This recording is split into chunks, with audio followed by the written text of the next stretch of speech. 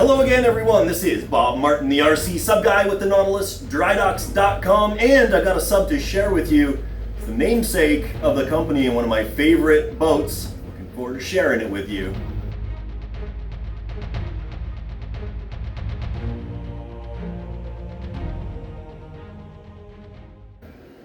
So what we've got here is a 1/77th scale Disney Nautilus model put out by a company called Masterpiece Models out of California. It's a nice size, 31 inches in overall length, makes a great display, but it's also got ample room inside to convert to RC operation, and that is the case with this particular boat. Now, I've done lots of videos of these conversions in the past, but this one is going to follow a little bit different design methodology, so let's take a closer look inside.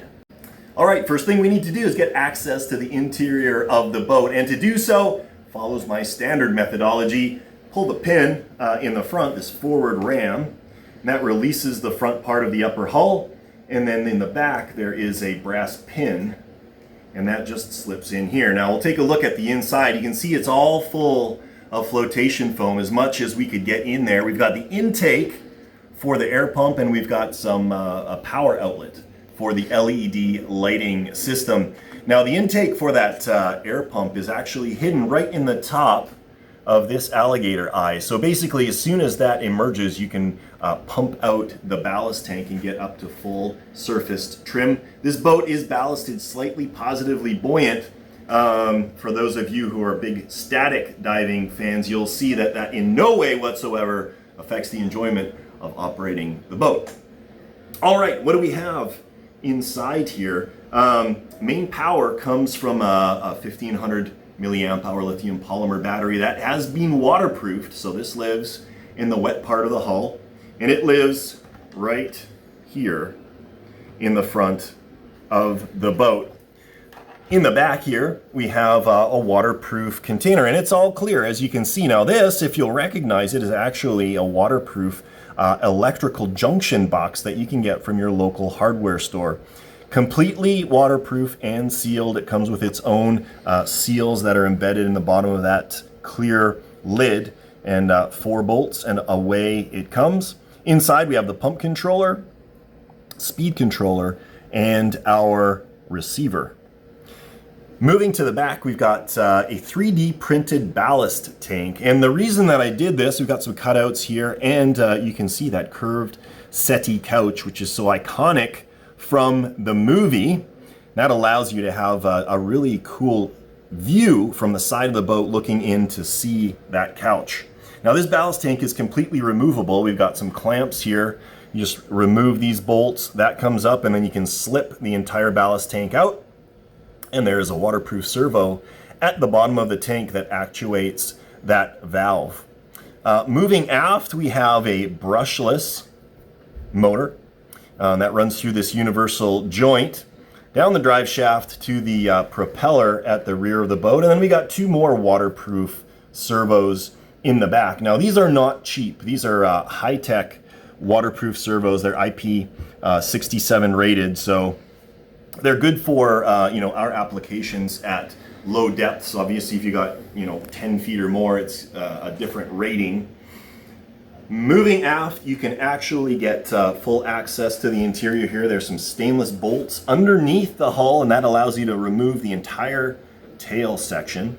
Then we've got this propeller. We've got a 7-bladed scimitar style propeller on there, and that is done because it's got some back swept blades, and that allows it to tilt up and down. I'm going to demonstrate that in a little bit. It's really the secret sauce to these models, that instantaneous vectored thrust that allows immediate control over pitch. And then the last thing, we got our rudder. Now as it stands out of the box, it actually has okay performance because that rudder is located directly behind the propeller. But we did add this clear piece of plastic as an extension, and that really makes things to a whole nother level in terms of turning performance, as you'll see coming up in the underwater video later on. So now that we've seen the general arrangement, we're going to hook everything up and show it to you in operation. All right, to turn the model on, basically you just connect power. Two yellow connectors go together and the entire unit boots up. We do have a 6-channel radio, but we're only using 4 channels here. We'll show the basic operations here. So we've got on the right stick, horizontal, we've got our rudder control. And then in the vertical axis on the right side, you've got that tilting propeller. And as I mentioned, this gives astounding pitch authority over the boat. You can give it a little bit of throttle here. Nice and quiet and smooth. You can tilt it up and down. That works really, really well, forward and reverse, obviously. Now I've actually got this throttled back to about 30% of its maximum performance.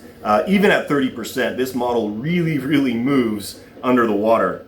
The last function here is the ballast system. If we move it to the right, that vents the tank. The little plunger goes into the valve there. And going the other way, you'll hear the pump kick in. And this is the intake for that. We've got a little rubber hose, and that connects to the rubber hose on the upper hull. And you can test that by putting your finger over it, just to make sure that it's pulling vacuum through that. So that is all of the functions of the boat.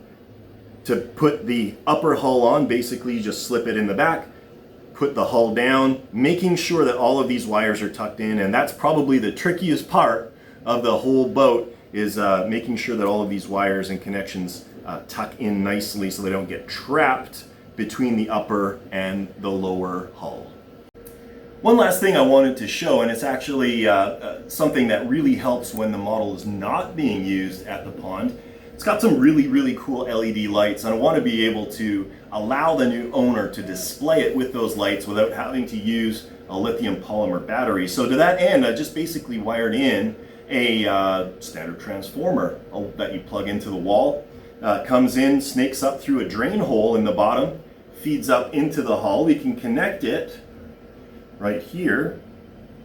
Now you can see all of those LED lights working. You can set this back here, pull in the excess, tuck it in, drop the hull, and now we've got a beautiful display model that you can basically keep on as long as you want. Obviously these LED lights are going to last for quite a long time, and they're burning at about 50% of their max rated power, so certainly they're going to be running cool as well. So there you go, another completed 1/77 scale Disney Nautilus model.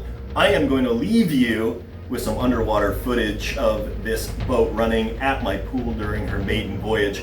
She worked absolutely beautifully, and you'll see the control is really quite astounding. It's a ton of fun to play with in an enclosed water environment such as a swimming pool. So I'm going to leave you with that. Again, my name is Bob Martin, the RCSubGuy with the NautilusDryDocks.com. If you like what you see, please like and subscribe. It helps me a lot. We'll leave you with that. Thanks for joining me, and